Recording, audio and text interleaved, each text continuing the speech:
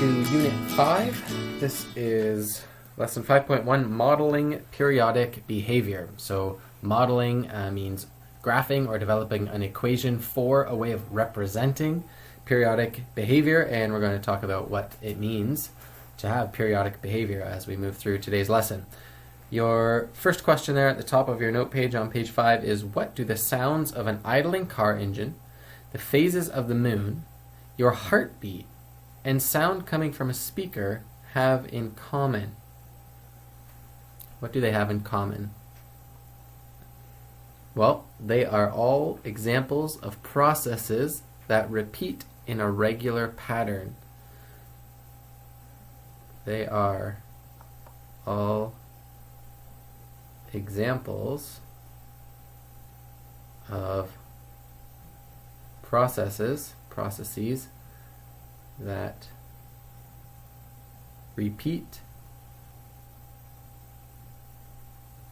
in a regular pattern. If you've ever seen any sort of show or movie about a hospital, I'm sure you've seen the heart rate monitor. A little blurp and a bigger blurp. That's your heartbeat. Ba-boom, ba-boom, ba-boom, ba-boom. Sound, of course, travels in waves through the medium that is air. An idling car, the engine is spinning, it's rotating. And so these are all examples of periodic behavior, a pattern that repeats itself over and over again. Okay? A little note just underneath this. These are all periodic patterns. So we want to make a note that periodic patterns can be modeled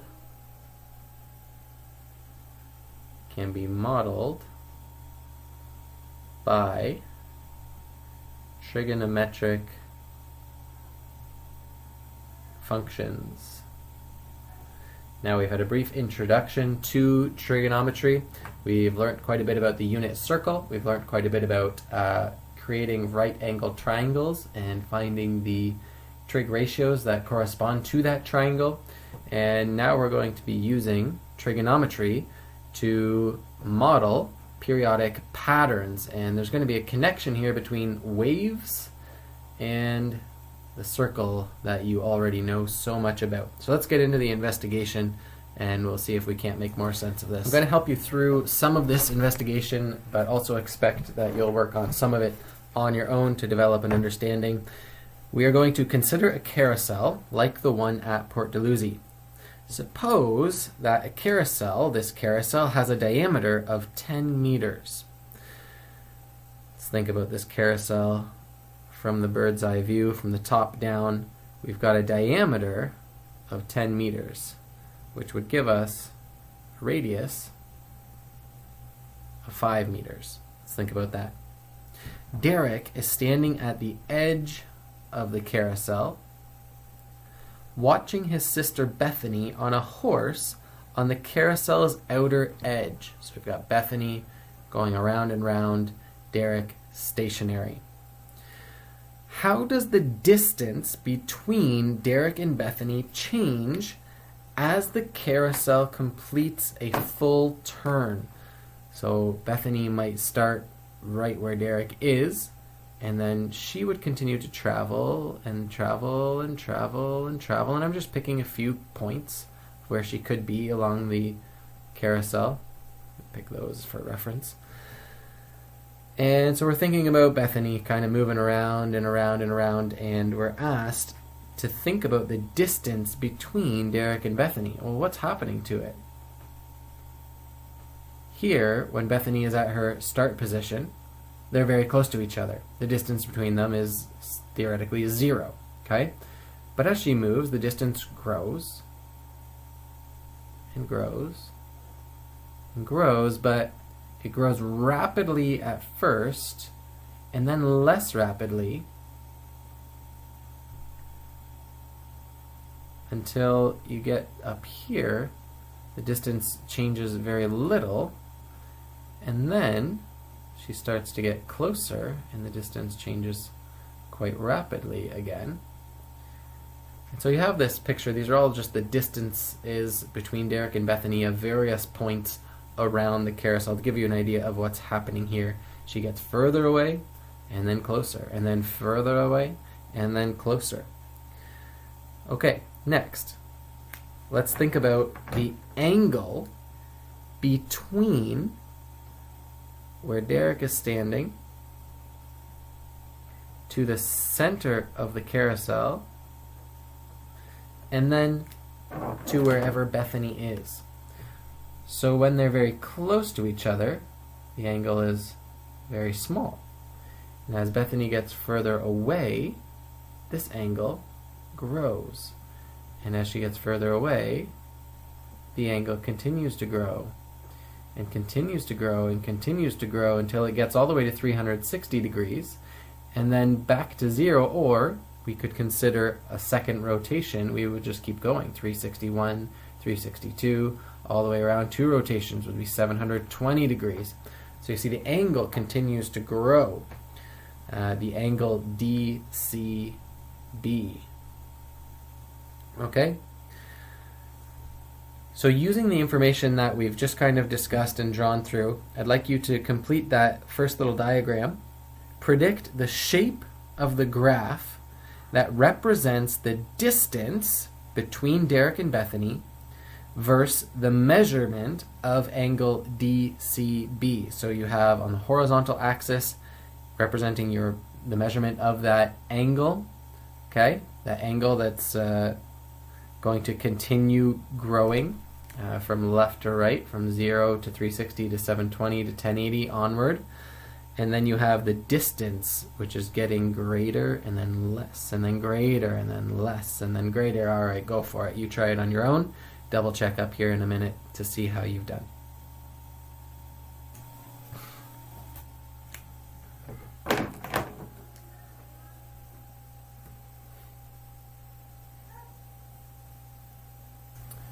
Okay, if we assume that Bethany is starting directly in front of Derek, as we have in this diagram, then when the angle of rotation is 0, the distance between Bethany and Derek is also 0.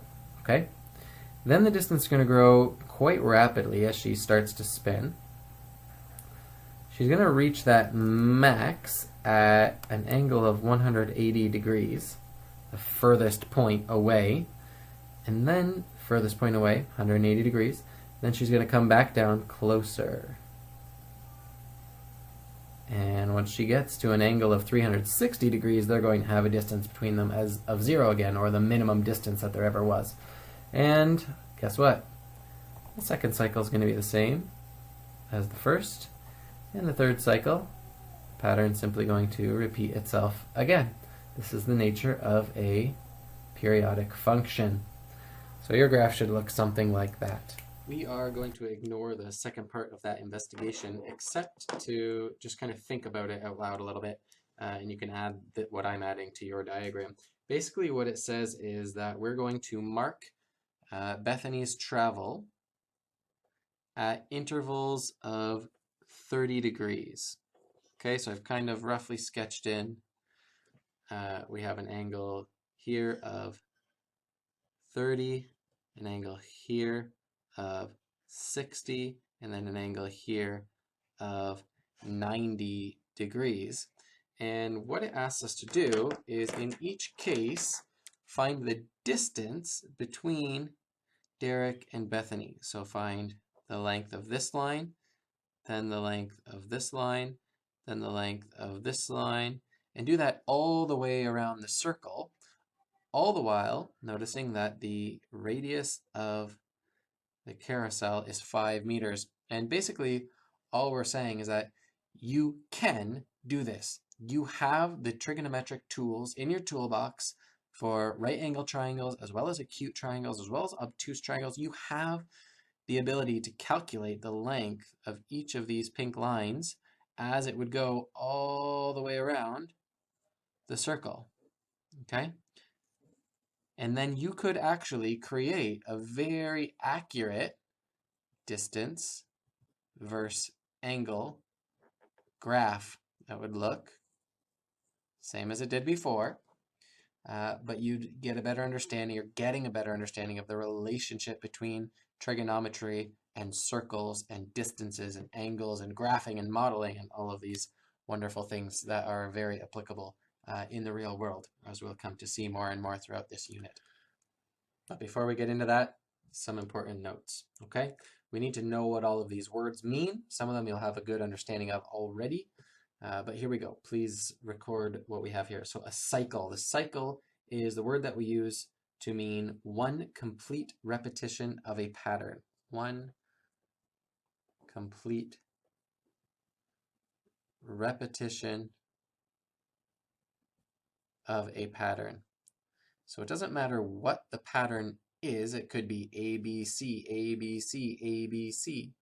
Then one repetition of that pattern, just ABC, is called a cycle. Period is the time it takes for a cycle to repeat itself, okay? So it's the horizontal length,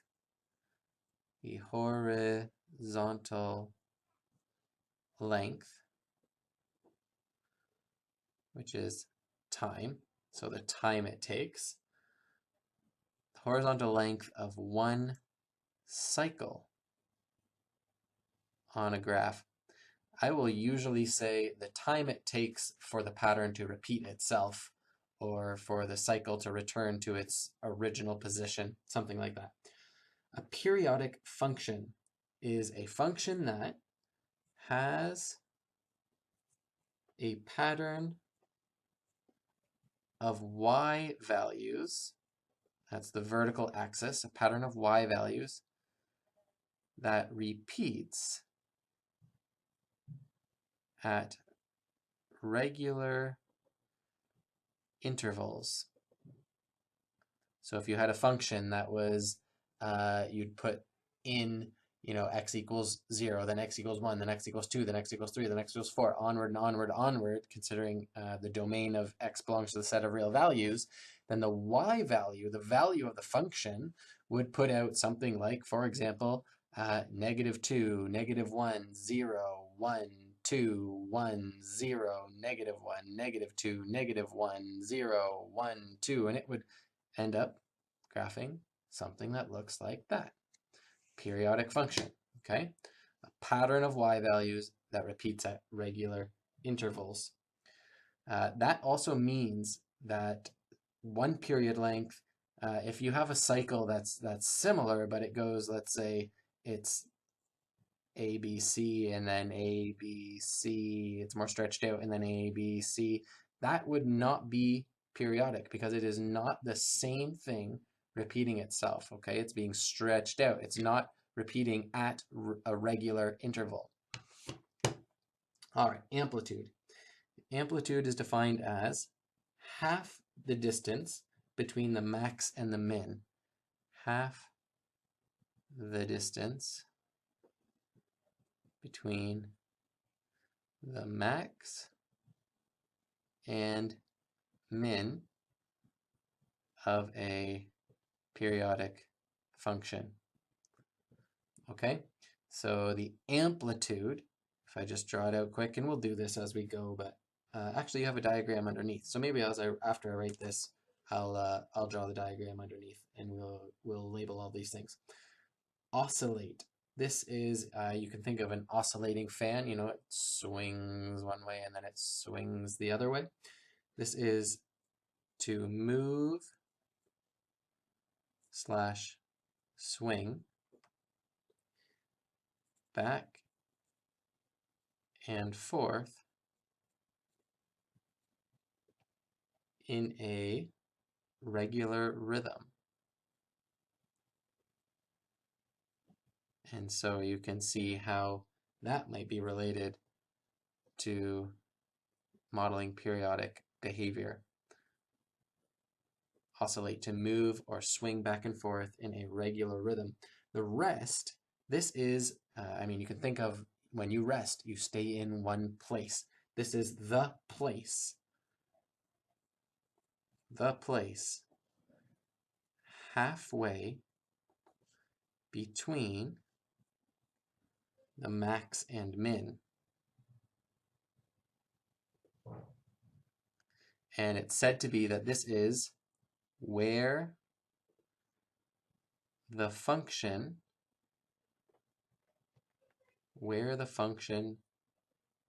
oscillates about.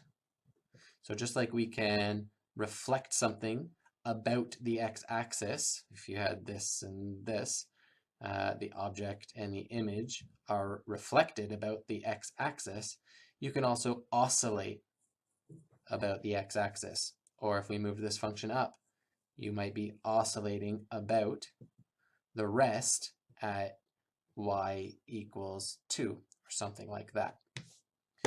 Frequency, the number, so frequency is basically how often something happens. Our definition, the number of occurrences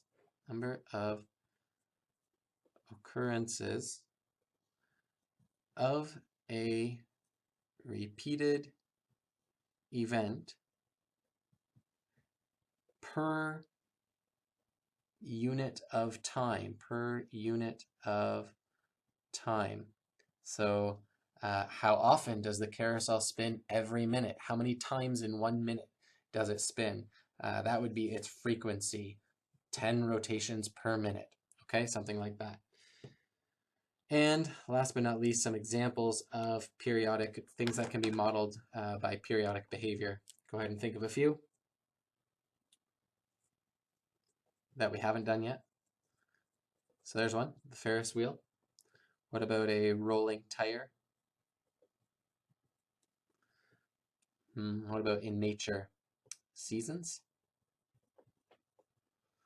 Or science? A pendulum? And there are many more. Sound waves, ocean waves, the tides is another one. Okay, the days, sunlight per day throughout the year, over the number of years. Okay, it's all periodic behavior, and we can represent it using trig functions. Why don't you take 45 seconds, read through these definitions again, and then we will apply them to the graph that you have down below. Here's a quick tip that'll help you throughout this unit. Rather than draw your Cartesian plane and then trying to draw a nice curve through it, which is doable, a lot of times it's actually easier to draw your curve first and then draw your axes. Okay? Just a tip. Might work for you one way better, might work for you the other way better. My picture, as you can see, is absolutely terrible. But it's going to help us learn about these periodic functions. And the first word that we're going to illustrate is the word cycle. So one complete repetition of a pattern. On a periodic function, you can start anywhere, okay? This looks like kind of a natural starting spot, so that's where I'm going to draw from, but you could start a cycle here, or here, or here. And a cycle will still be going from here, up, down, and back. And once you reach your starting position, going the same direction, then you'll have completed a single cycle, okay? I'm going to go ahead and start it right here, and I'm going to just highlight one cycle in green. So I'm going down to the minimum, back through the rest up to the maximum, and back down to my start position. And we're just going to note that that is a cycle done in green. Multiple colors will help you. The next word that we want to go with is period. So the period is the time it takes for the cycle to repeat itself, okay? It's the horizontal length of one cycle on the graph. So that's going to be represented. Here's my start position, and here's my end position. So this right here, from here to here, that is my period, sometimes also called period length. All right, and now if, so on your diagram, those things are measured, and you can really see that the period length of the function that is given to you, which is a very standard period length, is 360 degrees, okay? So that would be the period length in that example. Next thing we want to look at is amplitude. Amplitude was half the distance between the max and the min, which is really the distance between the max or the min and the rest. Okay, so from here to here, that is our amplitude. Basically, you would take you would find the full distance between the max and the min. So you take the max minus the min and then divide by 2, and you'd get amplitude. This is also going to be related to the stretch factor of a trigonometric function. And the last thing that we're going to highlight, and actually maybe I'll just to show you, amplitude is the exact same here as it is here, okay? And the last thing we're going to do is the rest. Now in this case, the rest is the x-axis. So don't be confused. It won't always be the x-axis, but it's the place halfway between the max and the min. So, and it's not restricted by one cycle, by the way. The rest will be consistent for the entire function, the entire domain, okay? So that line there, that orange line, represents the rest. And just so that we don't lose it, I'm going to make sure that we highlight our red guy here to the period length. Okay, so memorize those terms and be able to use them. All right, let's rip through a couple of easy examples to get an idea of how these characteristics work of periodic functions. So we have a pendulum, a swinging pendulum. A grandfather clock has a pendulum with a bob on the end which swings back and forth and back and forth and back and forth in order to keep time. In the central position, the bob is, so the point around which it oscillates is called, you got it, the rest. So the central position, the bob is at rest. As the bob swings back and forth, think about the distance it travels from this position. The graph of the motion would show the distance of the pendulum bob to the central position. So using the information on the graph there, go ahead and identify the value of the rest position. And the value of the rest position is the displacement, the distance from rest to the pendulum bob. So the rest position is 0. And it's measured in centimeters, but 0. What is the maximum value? Well, the furthest away it gets is 10 centimeters. That's our max value. And the minimum value is swinging back the other way, would be negative 10 centimeters. Then we have the amplitude. So remember, amplitude is half the distance between the max and the min. So the amplitude here is 10.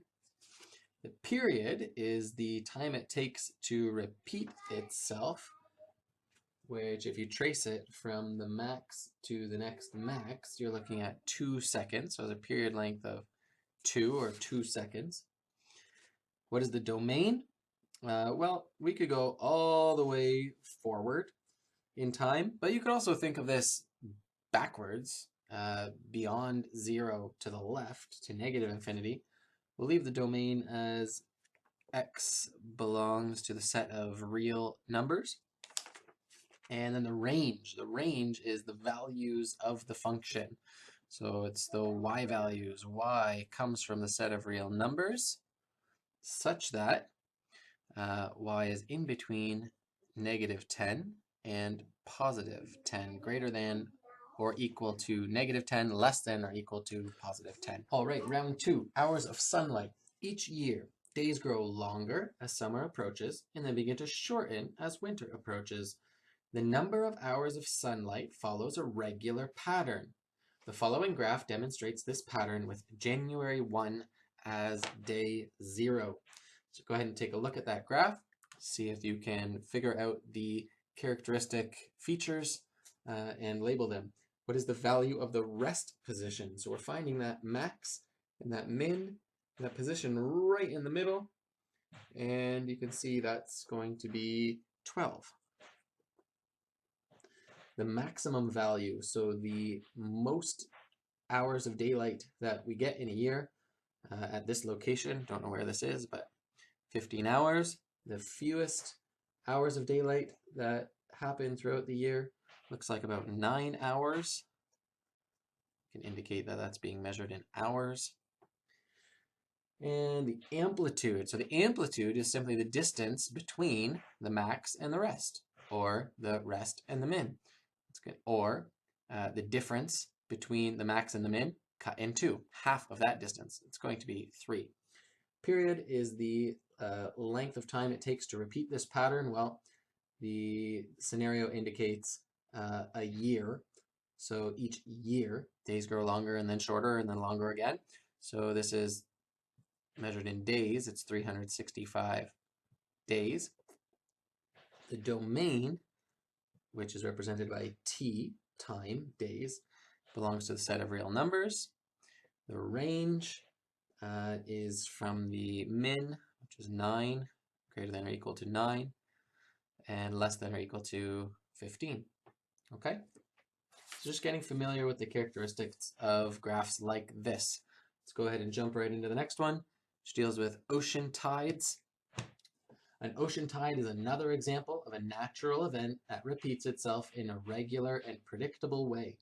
The graph shows how the depth of water varies during a typical 24-hour period at Hopewell, Cape, New Brunswick, which is on the Bay of Fundy. What is the value of the rest position?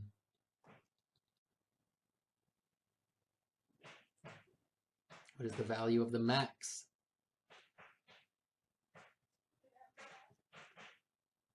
What is the value of the minimum? The amplitude is half the distance between the max and the min.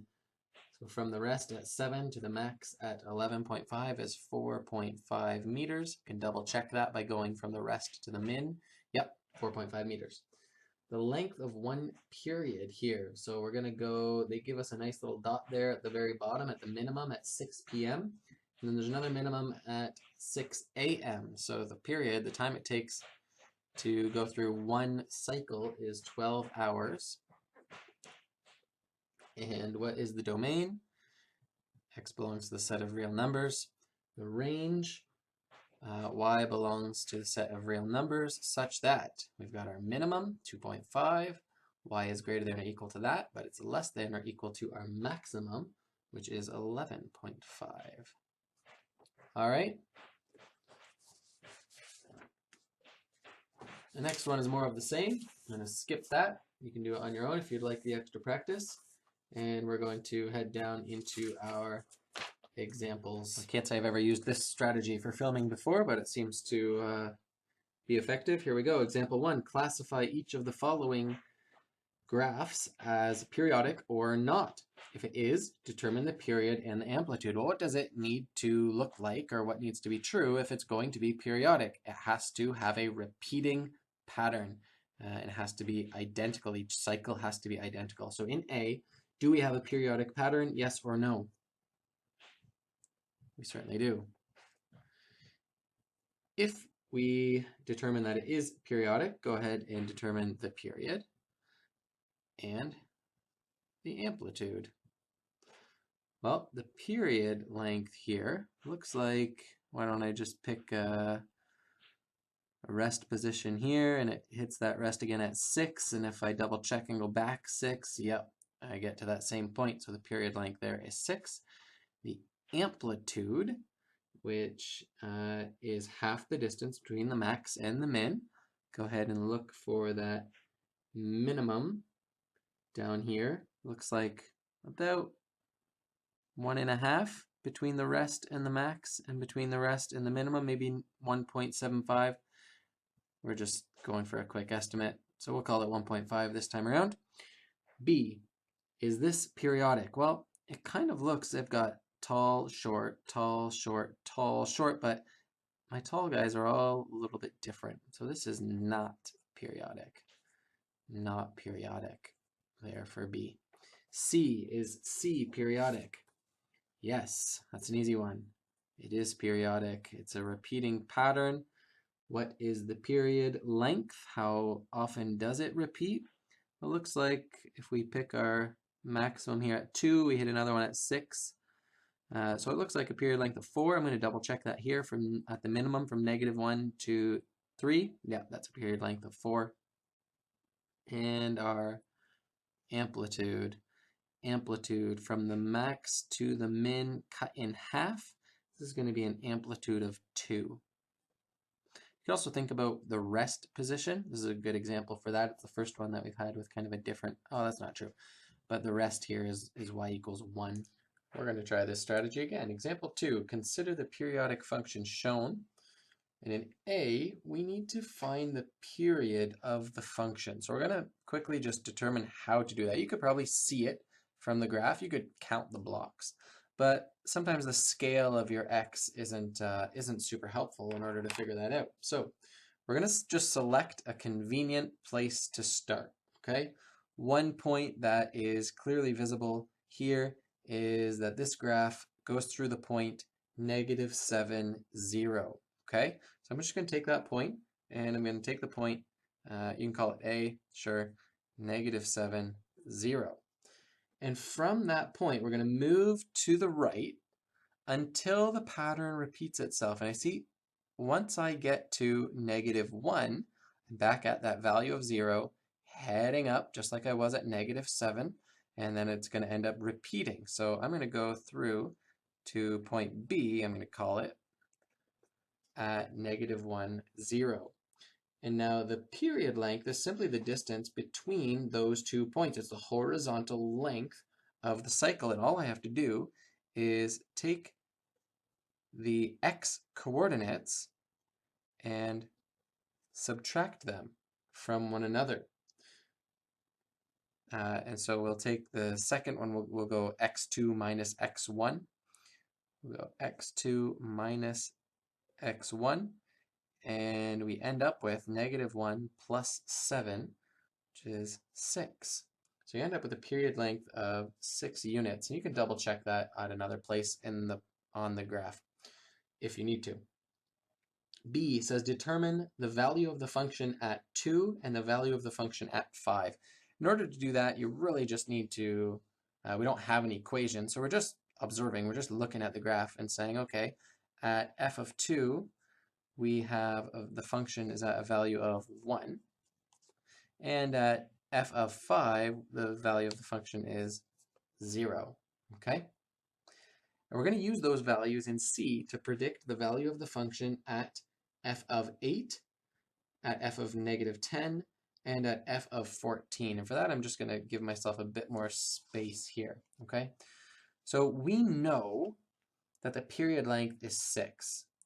So if we want to determine the value of the function at f of 8, well, that's really equal to the value of the function at f of 2 plus 1 full rotation. And when we get to 1 full period length, we're just going to be back at the exact same value. So what we're really saying is that the value of the function at 8 is the same as the value of the function at 2, which was 1. So that's a nice thing about periodic functions is you can start to find patterns that work in your favor. Well, let's see if we can't find a pattern for the value of the function at -10. All right. Well, the value of the function at -10. If I'm at -10, I see a relationship between -10, 6, and 2. Okay? So it turns out that I can just add full period lengths to this. And if I add 2 full period lengths, I'm back at an x value of 2. And I know the value of the function at 2 is 1. Okay? There's a couple different ways to do it. I can build the x value from a period length and a number that I already know. Or I can create the number that I already know by taking the unknown and adding or subtracting full period lengths until I get to a value that I do know. Okay? The next one is the value of the function at 14. Well, give yourself a second to think about that. 2 different strategies you could use. You could say the value of the function at 14 is the same as that of 2 plus 2 full rotations. Or you could say that the value of the function at 14 is the same as 14 and subtracting 2 rotations, because that will get you, 2 period lengths.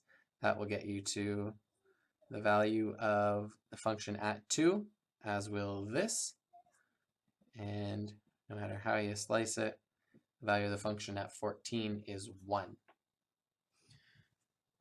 What is the amplitude of the function? So far we've just kind of calculated that based on the graph, the picture that you can see.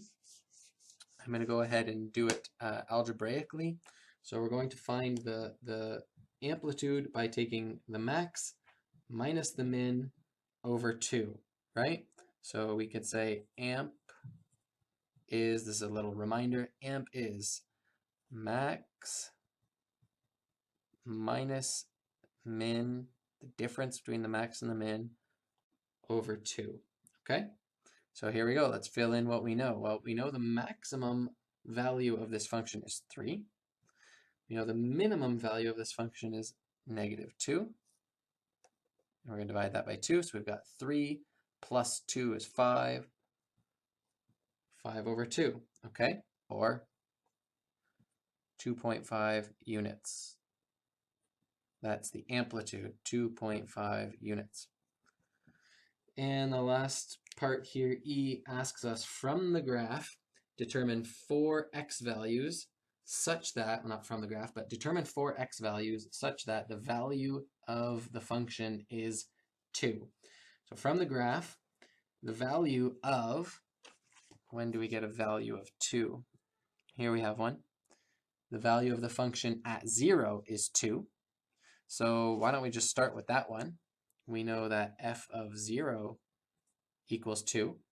And now we know that if we add or subtract a full period length, we'll be at another value of x that has a function value of 2. Okay, that's what happens if you were to subtract a value. Why not go backwards another full period length? Why not try going forward? Why not go forward 7 period lengths? Okay, if the value of the function at 0 is 2, then the value of the function at 7 full period lengths from 0 is also 2. Okay, just be mindful. This one was a little bit easy because we were starting at 0. If you were starting at, if you said, okay, let's not start at f of 0, let's say the value of the function at 1 is 3, and we were looking for other x values that had a function value of 3, then we would start at 1 and add a full rotation. So we'd be at 7. F of 7 equals 3, just like f of 1 equals 3. And then we could add 6 rotations to that. We'd be at f of 37 also equals 3. Okay, so you start to see how it works there. Periodic functions.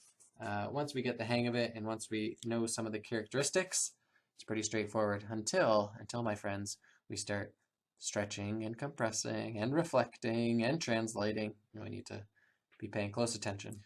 Okay, up until now, we've been using graphs of equations. So they're clearly periodic. They're really easy to see the perfect pattern. In example 3, we're given data from a real-world situation. We're told that the graph shows residential natural gas consumption in Ontario per month beginning in January 2001. And you can see we have about 5 years worth of information, okay? This is, again, it can be modeled by, it can be estimated using a periodic function. All right, so we're going to talk about that. Do the data appear to be periodic? Yes, it has a max and a min and kind of repeated up and down over a fairly constant period length, okay? So it is periodic. Let's assume that the consumption of natural gas in Ontario can be modeled using a periodic function. So that's what we're doing. We're going to come up with pieces of the periodic function that are going to be used to model this data. First step, we're going to determine the appropriate max and min values and the amplitude of this function, okay? And we're just going to take reasonable estimates. So what would you say is a reasonable estimate for the maximum value that you see in that graph? Let's just take right around this 1.6 million cubic meters. So we've got 1,600,000 cubic meters. Okay, let's take a minimum, a reasonable minimum. Well, it's right around 200,000 cubic meters. And from that, we can calculate our amplitude. Okay, the amplitude is the difference between the max and the min divided by 2. And punch a few buttons in your calculator. We could reduce the numerator here. 1.6 million minus 200,000 leaves us with 1.4 million. So 1,400,000. Divide that by 2, we end up with 700,000 meters cubic meters. Okay. Oh, but it's measured in thousand. Oh, so all of these actually need to get, oh, that's inaccurate what I did there. This is measured in 1,000 meters cubed, 1,000. So each of our values there actually gets multiplied by another 1,000. It's reduced on the graph by thousands of meters cubed. Okay, so this is 1,000 meters cubed, which basically means we take that number, multiply it by 1,000. So add 3 zeros. And then you get it in meters cubed. Okay?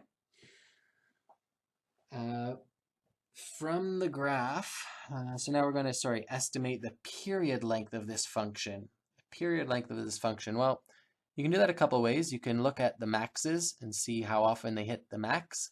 Look at the mins, see how often they hit each min, from min to min to min to min. And I got that that's going to be about 12 months. Does that make sense? I'd say so. Every year it gets warmer and cooler, so people use more or less gas, and years go on a 12-month cycle, or measured by months. Okay? D, estimate the domain and range of this function. Estimate the domain and range of this function. So if t is the time in months, then we could have a domain, D. Step D. Domain. If t is the time in months, then we would be getting t belongs to a set of real numbers. And let's look at where this starts. It says January is month 1. And you can see how our data on the graph doesn't go to 0. It starts at month 1. So our range for, our domain for this real world situation is t is greater than or equal to 1. And where does our data run out? In month 60. So it's less than or equal to 60. The range is from the min to the max, and we already estimated those. So we're going to call this G for gas consumption. So G belongs to the set of real numbers, and it finds itself in between 200,000 meters cubed, and I'm going to move over here, or just write it down below. 1,600,000 thousands of meters cubed. And close that off. E, explain how the graph can be used to estimate the natural gas consumption in February of 2011. Okay, 2011 is nowhere near our charts, but as God has indicated, seasons will continue year after year, summer and winter, until he comes again, and so we can be sure that at least for the near future, the global warming activists might argue otherwise, but we're not going there. This is going to continue basically as in the foreseeable future. So February 2011, I basically just need to look for a February month, which would be the value of the function on the second month. And I can be sure that, you know, if I add 12, I'll be at the 14th month, and that'll be a February, and add 12, the 26th month will be a February. And all of those are going to have reasonably the same value based on my estimate. So all I really need to do is look at the consumption for each February shown. And if I want to get real accurate, I can take the average of all of these values, and that would be a fairly reasonable prediction. Okay, and I don't actually have to do it, I just have to explain how to do it. So find February, find a few Februaries, find the value of the function at those Februaries, add them up, get the average. Okay, reasonable estimate to help predict gas usage, gas consumption in February 2011. All right, there's an introduction to an application and modeling of trigonometric functions, trig functions, periodic behavior, all of that. You can find your practice problems in your textbook at page 290, numbers 1 through 6, 8, and 11. All right, go for it.